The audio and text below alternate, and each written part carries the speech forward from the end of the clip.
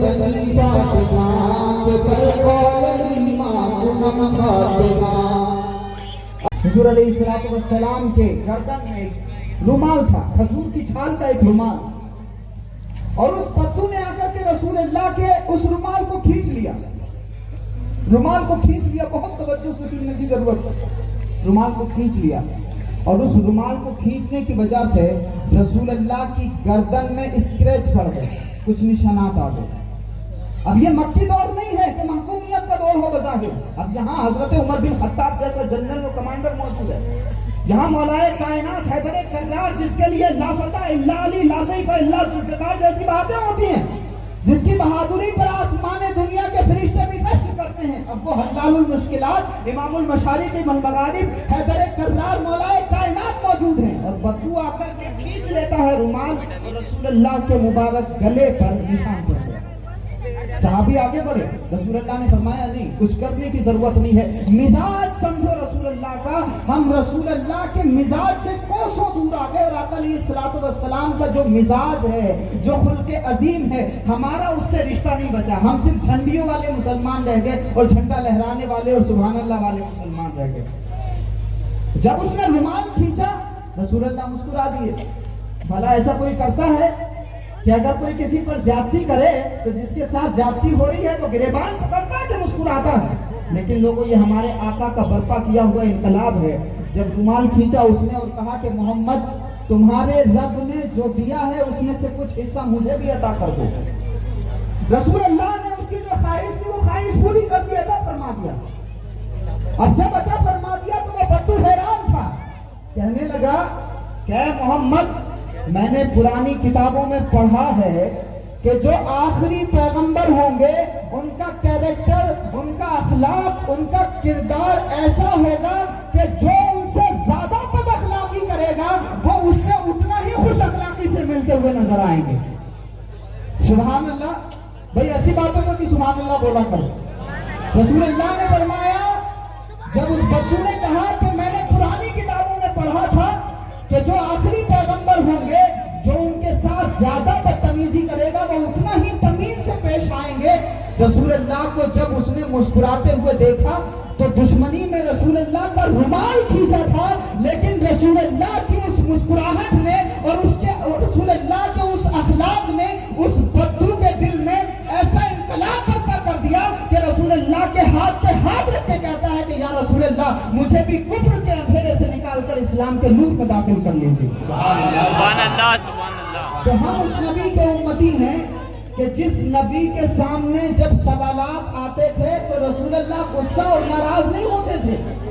مجھے کوئی دیکھے، یہی وجہ ہے اللہ نے عورتوں کے لیے قانون نافذ کر دیا اور ارشاد فرمایا 22 بارے میں وقرنا فی بیوتکن کہ اور اپنے گھروں میں ٹھہری رہو، ولا تبرجنا اور بے پردہ نہ رہو، تبرج الجاہلیت الاولی جیسے اگلی جاہلیت کی بے پردگی۔ اور دوسرے مقام پر اللہ نے فرمایا المؤمنات یغضضن من ابصارہن کہ مسلمان عورتوں کو حکم دو کہ وہ اپنی نگاہوں کو کچھ نیچی رکھیں، وَيَحْفَظْنَ فُرُوجَهُنَّ اور اپنی پارسائی کی حفاظت کریں، وَلَا يُبْدِينَ زِینَتَهُنَّ اور وہ اپنا پناہ و سنگار کسی کو نہ دکھائیں۔ اس لیے کہ اگر عورت پناہ و سنگار کر کے اگر مارکیٹ میں جائے گی، اگر عورت پناہ و سنگار کر کے اگر یہ میلے میں جائے گی، اگر یہ ٹھیلے میں جائے گی، اگر یہ پناہ و سنگار کر کے اگر یہ ٹینس میں جائے گی، اگر یہ پناہ و سنگار کر کے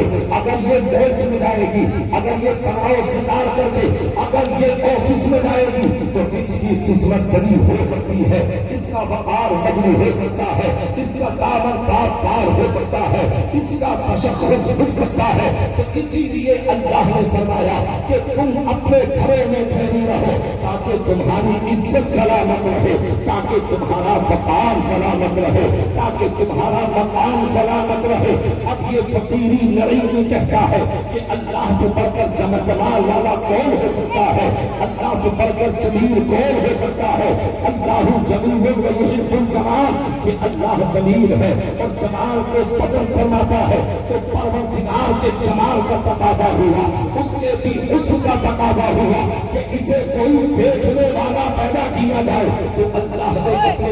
کے نور کو پیدا فرمایا تاکہ نور مصطفیٰ دیکھے اور جمال خدا دیکھا جائے۔ اب سوال یہ پیدا ہوتا ہے کہ سب سے پہلے اللہ نے اپنے حبیب کے نور کو پیدا فرمایا تو اب یہ نور مصطفیٰ رکھا کہا؟ زمین نہیں تھی کہ زمین پہ رکھا جاتا، آسمان نہیں تھا کہ آسمان پہ رکھا جاتا، چاند و سورج نہیں تھے کہ وہاں رکھا جاتا، عرش و کرسی نہیں تھے کہ وہاں رکھا جاتا، جنت کی بہاریں نہیں تھی کہ وہاں رکھا جاتا، جنت کے محلات نہیں تھے کہ وہاں رکھا جاتا۔ آخر یہ نور محمدی جب ساری کائنات سے پہلے بنایا تو اللہ نے یہ نور محمدی رکھا کہا تو ایک جملے میں سنیے، اللہ نے اپنے حبیب کے نور کو یعنی نور محمدی کو اپنے پاس میں رکھا، یعنی اپنے دل میں خاص میں رکھا۔ حضرات گرامی، حضرت جابر کو مہکایا، وہ خدا جس نے دریا کو رواں دواں کیا، وہ خدا جس نے کائنات بنائی، وہ خدا جس نے دنیا بنائی، وہ خدا جس نے کائنات بنائی، وہ خدا جس نے گلشن بنائے، وہ خدا جس نے صحرا بنائے، وہ خدا جس نے دھرتی بنائی، وہ خدا جس نے گلشن کو پھلتا کیا، کائنات بنایا، قطرہ قطرہ بنایا، صحرا صحرا بنایا، پتا پتا بنایا، گلشن بنایا، خدا وہ جس نے دنیا کو بنایا۔ مگر اس آیت میں اللہ رب العزت نے اپنی معرفت کے لیے یہ نہیں کہا کہ خدا وہ جس نے چاند و سورج بنایا، خدا وہ جس نے ستاروں کو پیدا کیا، نہیں، بلکہ اس نے کہا پہچاننا ہے تو اس طرح پہچانو کہ خدا وہ جس نے اپنے پیارے محمد کو بنایا۔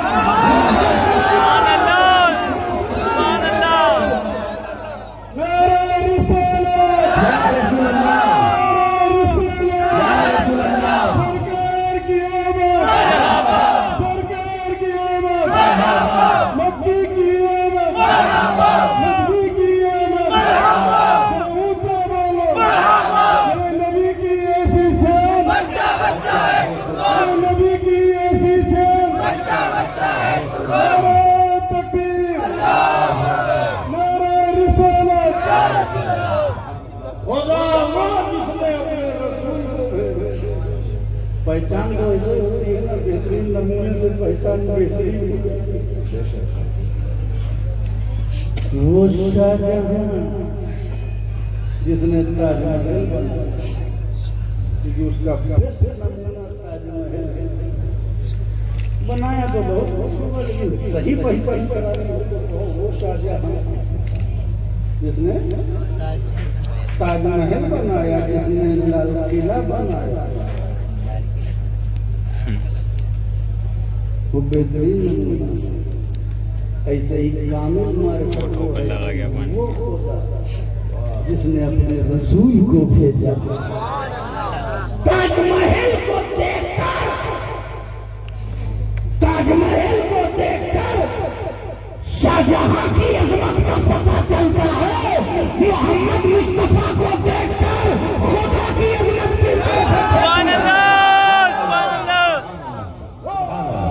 سبحان اللہ، سبحان اللہ۔ رسول محمد رسول، اچھا رسول نے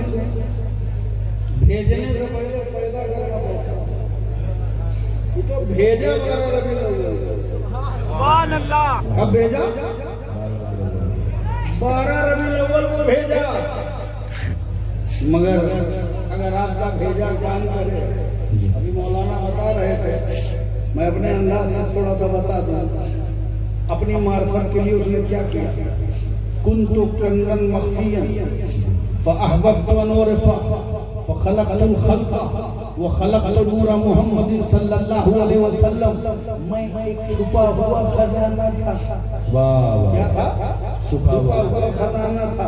میں نے چاہا کہ میں پہچانا جاؤں۔ رب نے فرمایا، حدیث قدسی کے الفاظ ہیں کہ میں نے چاہا کہ میں پہچانا جاؤں، تو جب میں نے یہ چاہا کہ میں پہچانا جاؤں، فخلقت الخلق، تو میں نے مخلوق کو پیدا کیا، وخلقت نور محمد صلی اللہ علیہ وسلم، تو میں نے نور محمد کو پیدا کیا۔ سبحان اللہ،